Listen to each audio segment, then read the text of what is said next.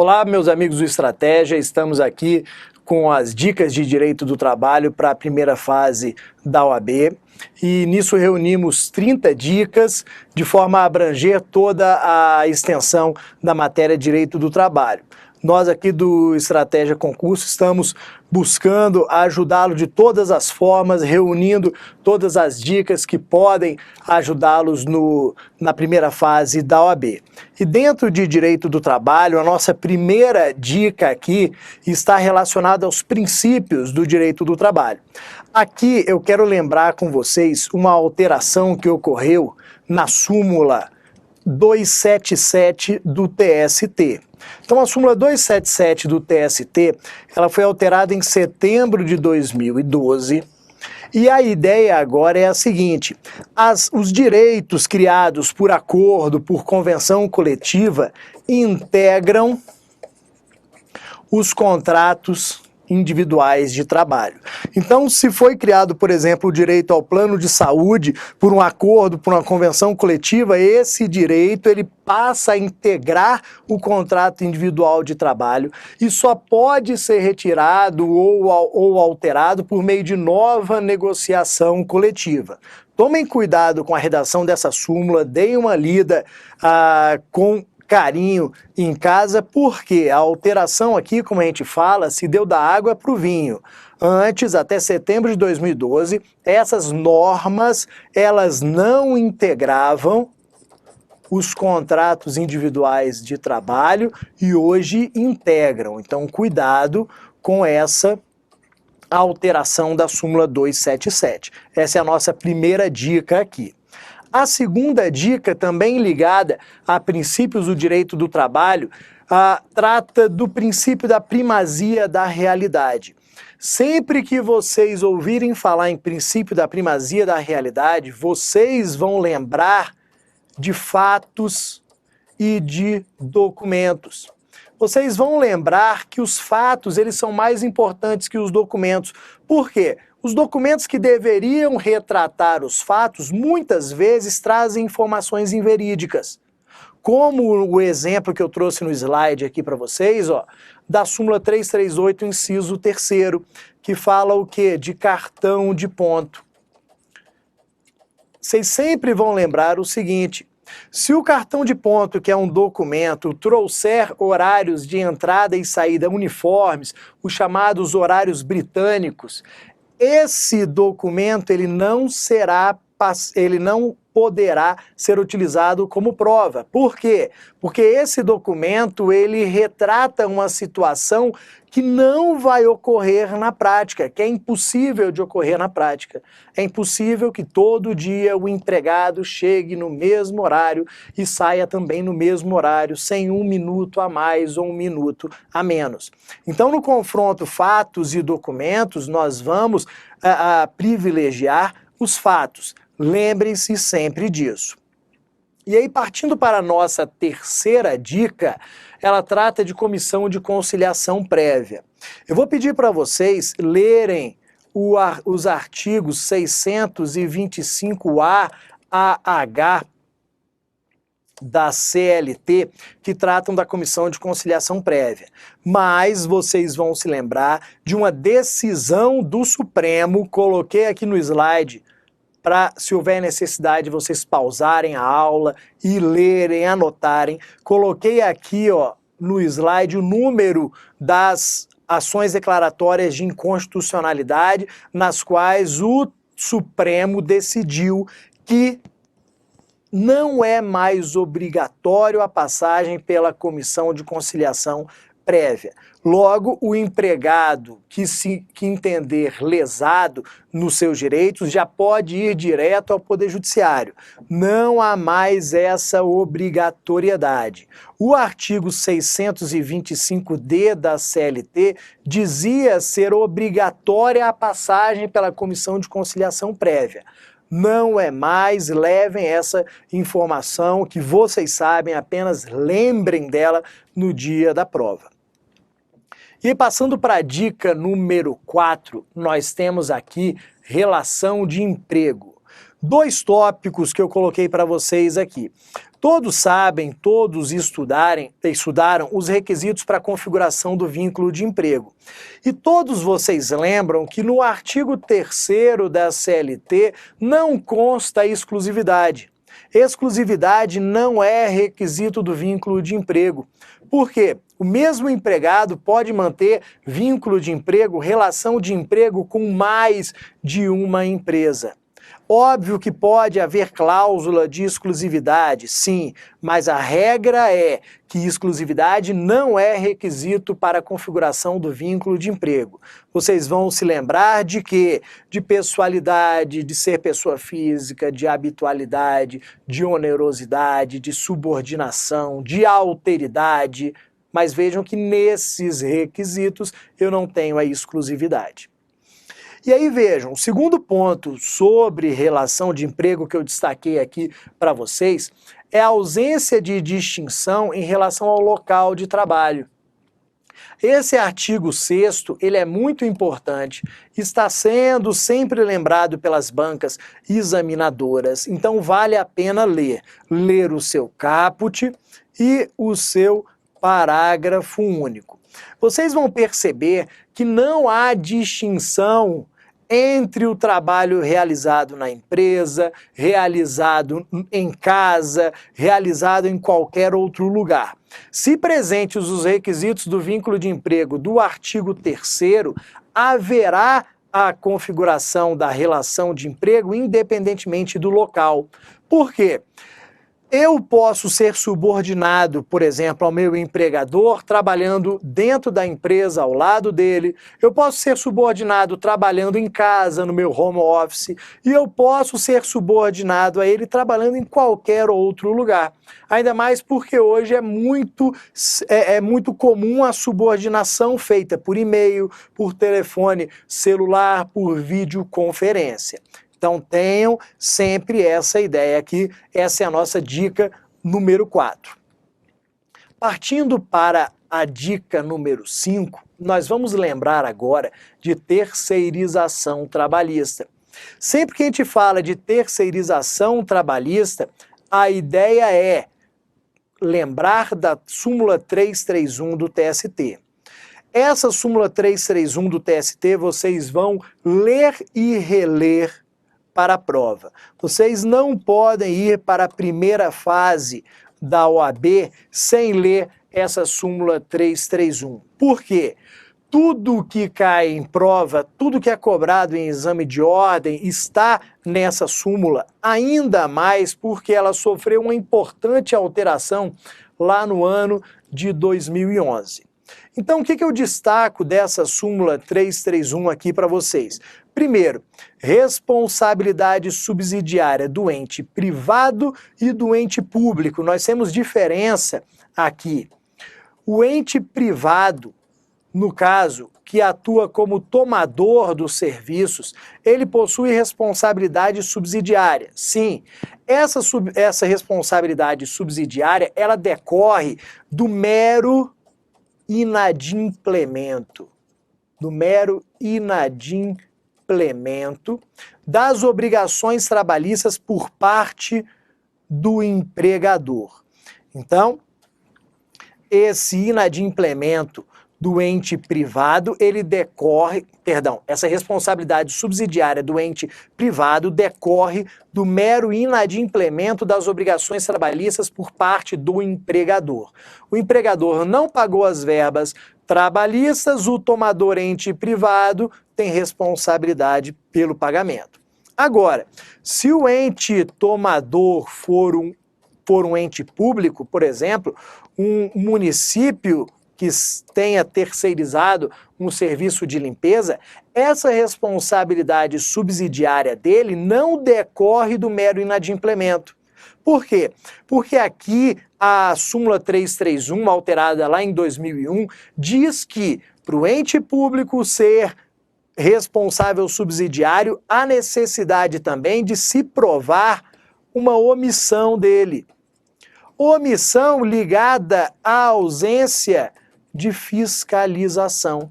Como assim? O ente público só pagava todos os meses, pagava o valor devido à empresa de limpeza, mas nunca quis saber se os empregados estavam recebendo, se os depósitos de FGTS estavam sendo realizados ou não. Ou seja, ele não fiscalizou. E o ente público, quando terceiriza, ele tem essa responsabilidade de fiscalização lá da Lei 8666 de 93, a Lei de Licitações. Então, há essa diferença aqui mais do que necessária para você levar para a sua prova de primeira fase. O segundo destaque aqui, ó, é a participação na relação processual. O que nós queremos dizer aqui com participação na relação processual? Vejam que sempre que eu penso em terceirização, lá no plano do processo, eu sempre lembro o seguinte: o Bruno vai ajuizar a ação dele em face da empresa de limpeza e em face do tomador. Por que Bruno, no plano do processo, sempre ajuiza a ação em face dos dois, do empregador dele, empresa de limpeza, e do tomador dos serviços? Porque lá na frente, Bruno quer ter a chance de receber do tomador caso o empregador dele, empresa de limpeza, não tenha patrimônio para arcar com a condenação. Então vejam que eu ajuizo já a ação em face do tomador para lá no processo de execução ser possível retirar aqueles valores do patrimônio do tomador. Ou seja, exercer efetivamente a responsabilidade subsidiária do tomador. Então, o tomador dos serviços, ele tem que participar da relação processual. Isso está no inciso 4 da nossa súmula 331. Tenho que ter participação na relação processual e preciso que o tomador conste como condenado na sentença, ou seja, no título executivo judicial. Nossa dica 6 vai para a jornada de trabalho. Vocês estão vendo que são dicas bem objetivas, bem estilo lembretes, reta final aqui para a nossa OAB. Sobre jornada de trabalho, nós temos várias dicas. A primeira delas é transferência do turno noturno para o diurno. Nós vamos sempre lembrar, você sabe disso, eu tenho certeza, mas eu vou lembrar a súmula 265 do TST. Você, nos seus estudos para a OAB, lembrou ali dos principais pontos sobre transferência, sobre a alteração do contrato de trabalho. Você leu lá o 468 da CLT, que fala de alteração do contrato de trabalho. Você leu o 469, que fala de transferência de local. Só que agora nós vamos lembrar de transferência de turno noturno para o diurno. A primeira ideia que você vai levar para a sua prova é sempre a seguinte: a alteração do turno noturno para o diurno, ela é benéfica para o empregado. Se é benéfica para o empregado, não precisa o quê? Do consentimento dele. Eu não preciso perguntar ao empregado se ele quer uma situação melhor. Então, não preciso do consentimento para transferir do turno noturno para o diurno. Mas vejam, esse empregado, quando trabalhava no turno noturno, e se ele era um empregado urbano, ele recebia adicional de 20% nos termos do artigo 73 da CLT. Ao passar para o turno diurno, o que acontece com o adicional dele? Não tenham medo de colocar ali na primeira fase da OAB que ele perde. Ele perde. Mas, professor, ele ficou 10 anos trabalhando no período noturno e recebendo aquele adicional. 10 anos depois, ele é transferido para o turno diurno e perde o adicional. 20 anos depois, perde. 30 anos depois, perde. Por quê? Porque como é adicional, nós não falamos em direito adquirido. Não existe direito adquirido aqui a recebimento de adicional. Então, vocês vão lembrar dessas dicas aqui. Partindo para a nossa dica 7ª, ainda sobre jornada de trabalho, vamos relembrar aqui a súmula 429 do TST. que trata do tempo de deslocamento entre a portaria e o local de trabalho. Vocês vão lembrar desse exemplo aqui, ó. Aqui está a portaria da minha empresa. Aqui está o meu local de trabalho. Entro na portaria, venho caminhando até chegar ao local de trabalho, depois, ao término da jornada, volto caminhando para a portaria e daqui vou para a minha casa. O tempo que eu gasto nesse deslocamento portaria, local de trabalho, portaria, ele pode ou não ser considerado jornada de trabalho. Vai depender do tempo que eu gasto nesse deslocamento. E a súmula 429 do TST deixa claro que se eu gastar pelo menos 10 minutos nesse deslocamento diário, compreendendo ida e volta, eu tenho jornada de trabalho. Então, até 10 minutos eu não tenho nada. Mais de 10 ou mais minutos eu já tenho jornada de trabalho. Então, por exemplo, se eu gasto 6 minutos na ida e 6 minutos na volta, eu gasto 12 minutos, já são 12 minutos na minha jornada de trabalho. Se eu gasto 5 minutos na ida e 5 minutos na volta, eu tenho 10 minutos aqui, logo não tenho jornada de trabalho. Então vocês vão sempre lembrar da redação da súmula 429 aqui. Até 10 minutos eu não tenho jornada de trabalho, superou 10 minutos eu tenho já jornada. 12 minutos, já são 12 minutos da minha jornada. Se eu já tenho 12 minutos da minha jornada, chegando no local de trabalho, eu que tenho jornada de 8 horas, posso trabalhar 7 horas e 48 minutos. Por quê? Somados aos 12 da caminhada, eu chego às minhas 8 horas. Nossa dica 8 ainda, sobre jornada de trabalho, que é sempre um tema bem extenso, sempre cobrado nas provas de OAB. Agora, jornada sobre aviso pela utilização de telefone celular. Súmula 428 do TST. Essa súmula 428 do TST, vale a pena tomar cuidado com ela. Vale a pena tomar cuidado com esse tema. Por quê? Porque essa súmula ela foi criada em 2011. Só que em 2012, em setembro, já sofreu alteração. Ou seja, o TST, na verdade, ele está melhorando o entendimento, está fazendo a adaptação do entendimento à utilização do telefone celular. E hoje, a partir de setembro de 2012, nós temos duas situações. Nós temos o inciso 1º, que trata do simples fornecimento do aparelho celular. E eu tenho agora o inciso 2º, a partir de setembro, que trata do regime de plantão ou equivalente.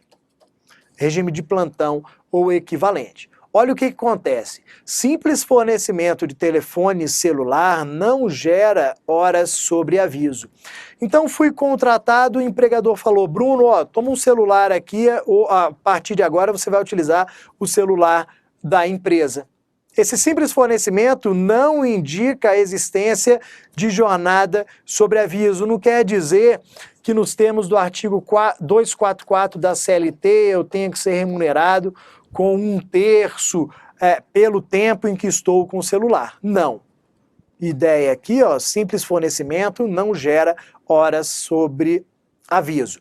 Agora, se eu recebi, e essa é a novidade, se eu recebi o telefone celular porque estou em regime de plantão ou equivalente, aí sim eu tenho horas sobre aviso. Então agora a história é, Bruno, toma o telefone celular aqui porque você está de plantão esse final de semana. Nessa hipótese, eu tenho horas sobre aviso, porque eu fico olhando para o celular com medo dele tocar, e se ele tocar eu tenho que atender, sair do meu final de semana, da minha casa, de onde estiver, para resolver o problema, para trabalhar. Então, nessa hipótese, eu tenho.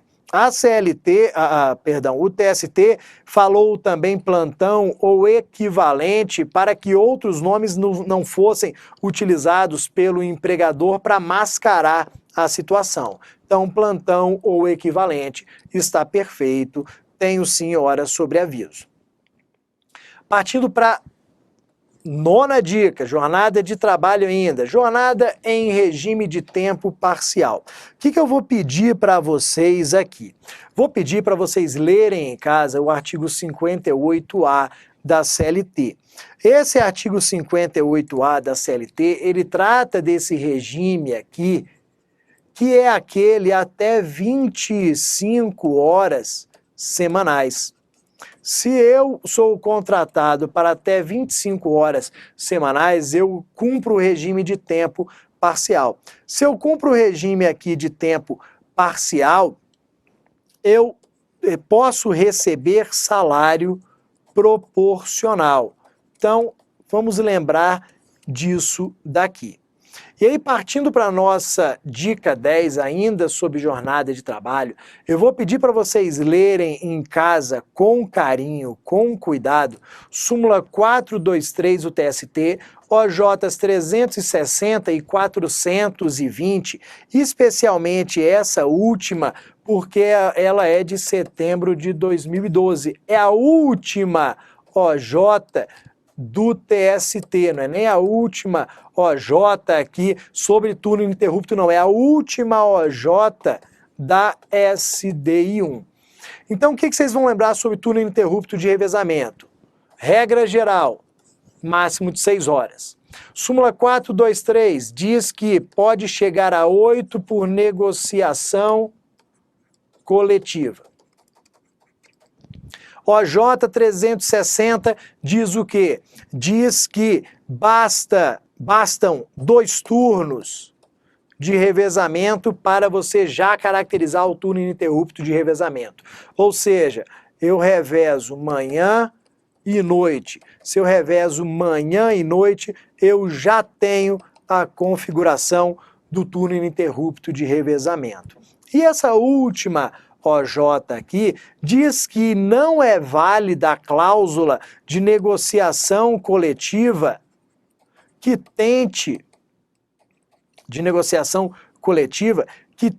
consertar erros do passado, ou seja, que tente convalidar situações pretéritas que estavam erradas. Então tomem cuidado com a redação dela por ser algo bem novo, mais novo sob turno ininterrupto. Dica 11, agora sobre intervalo intrajornada. Vocês vão tomar cuidado, vocês não vão para a prova de primeira fase sem ler essa súmula 437, que eu vou destacar aqui para vocês. Não vão para a prova sem essa súmula pelo seguinte, ó. Primeiro, ela fala de, dentre outras coisas, ela fala de não concessão ou concessão parcial do intervalo intrajornada. Eu tenho direito a 1 hora para descanso e alimentação. O meu empregador não está me concedendo nada, nenhum minuto sequer, ou ele está me concedendo 20 minutos. Qual é a consequência? Eu devo receber 1 hora extra. Então, mesmo que eu já tenha 20 minutos de intervalo, eu não vou receber só 40 minutos extra, não. Eu vou receber 1 hora. Se eu estou usufruindo 40 minutos de intervalo, eu não vou receber só o restante, 20 minutos como extra, não. Eu vou receber 1 hora. Então, essa é a ideia aqui da súmula que fala do pagamento do período total correspondente. E aí, partindo para a nossa dica 12, ainda sobre intervalos. Tomem cuidado com esse ponto aqui, que está no inciso 2º da súmula 437 também. Olha o que acontece. Eu não posso ter redução ou supressão do intervalo por negociação coletiva. Não produzirá qualquer efeito uma cláusula de um acordo coletivo, de uma convenção coletiva que fale sobre redução ou supressão desse intervalo. Digamos que na convenção coletiva da minha categoria haja lá uma cláusula falando em 40 minutos de intervalo. Essa cláusula ela é nula, ela não produz efeitos, porque não pode haver negociação sobre esse tipo de norma. A norma que criou o intervalo é uma norma de ordem pública que não pode ser negociada, não pode ser flexibilizada. Deem uma lida nesse inciso 2º da súmula 437. E aí, partindo para a nossa dica 13, que vai falar de insalubridade, também uma situação ali de setembro de 2012. Naquele momento, o TST alterou a OJ 173 da SDI1. E o que acontece? Trabalho a céu aberto não gera, num primeiro momento, insalubridade, direito ao recebimento de adicional de insalubridade. Ah, trabalho a céu aberto, pego um sol danado. Eu não tenho, pelo fator sol, direito à insalubridade. Agora, a própria OJ diz que, em virtude do fator sol, pode ser que a temperatura do ambiente que Bruno trabalha seja superior ao permitido pelas normas do Ministério do Trabalho e Emprego. Nessa hipótese, o calor, que é um agente insalubre, gera o direito ao recebimento do adicional. Então, trabalho a céu aberto, insolação, raios solares, não tenho direito adicional de insalubridade. O calor provocado pelo sol, aí sim, porque calor de onde venha é considerado agente insalubre. Partindo para a nossa súmula 14, essa daqui eu vou pedir para vocês tomarem cuidado, porque houve a alteração do artigo 193 da CLT em dezembro de 2012.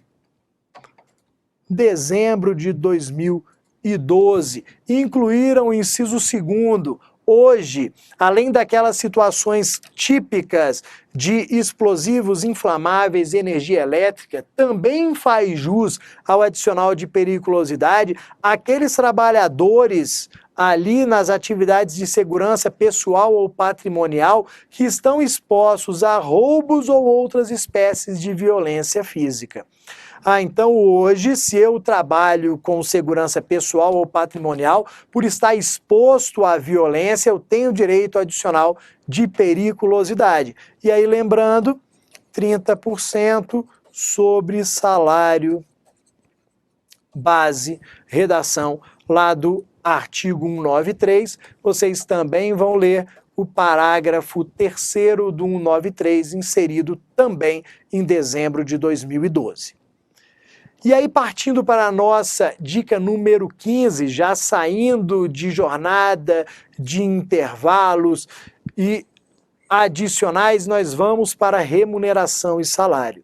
Aqui nós já vamos lembrar um primeiro ponto, que é a questão do salário complessivo. Salário complessivo, ele é proibido.